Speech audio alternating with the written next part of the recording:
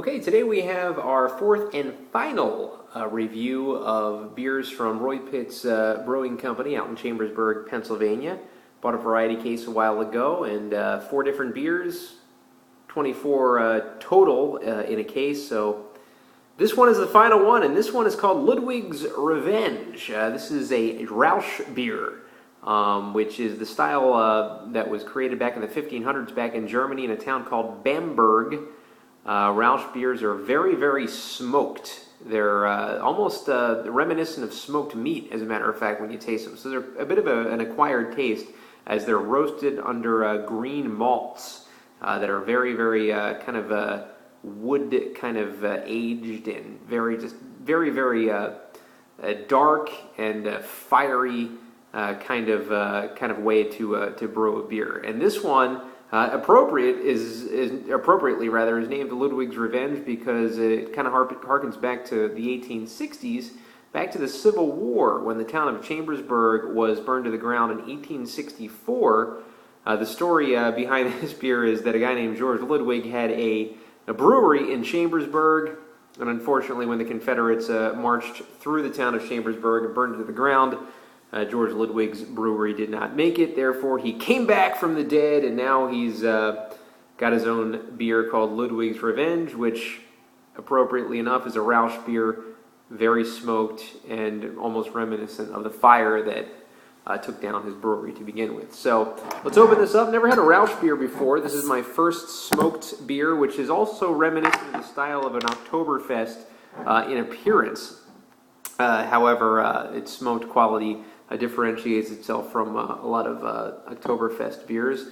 Very dark pour, as we see, almost porter-like kind of pour, stoutish kind of pour, as we see a caramel-colored head on this. By the way, here's the portrait of George Ludwig on the bottle of Ludwig's Revenge. And, you know, we see just like I said, very dark pour, as we'll grab a whiff of it right now. And you know what I'm getting? I am getting a very, very smoked aroma from this beer, very reminiscent of bacon. As a matter of fact, this is a very, very bacon-smelling kind of brew here. Excuse me. I almost feel like it's a bit of overcooked bacon as well in the smell of this. So it's a very unique, distinctive style of beer is the Rauch beer. Now, Rauch in German actually means smoked, so you can see where that comes from. Let's grab a taste of it right now. As you can see, the head, very caramel, very kind of thin kind of head that's kind of dissipating pretty quickly. Not entirely dissipating, however. There's still a film on that doesn't look like it's gonna end anytime soon.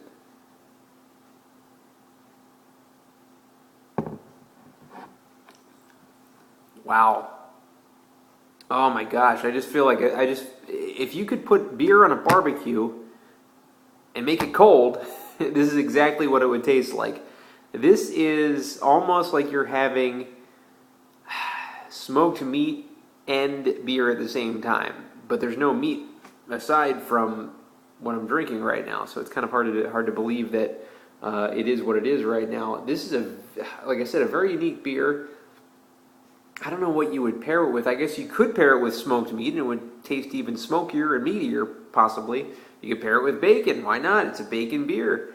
I love this style. It's not something that I would have all the time, and that it's kind of a every once in a while kind of thing. Buy a case of it, you're probably not going to be drinking the whole case in a very short period of time. However, as far as a representation of the style, I don't know how this compares to other representations of the style, in that I've never really had other beers that were considered Rauch beers. This one, I would say, just on the alone kind of aspect of a beer, it's probably Roy Pitz's best offering. Wasn't too impressed by the other 3 beers too much, but this one is impressing me. It's a beer that I would definitely have again, and I would give Ludwig's Revenge an 8 out of 10.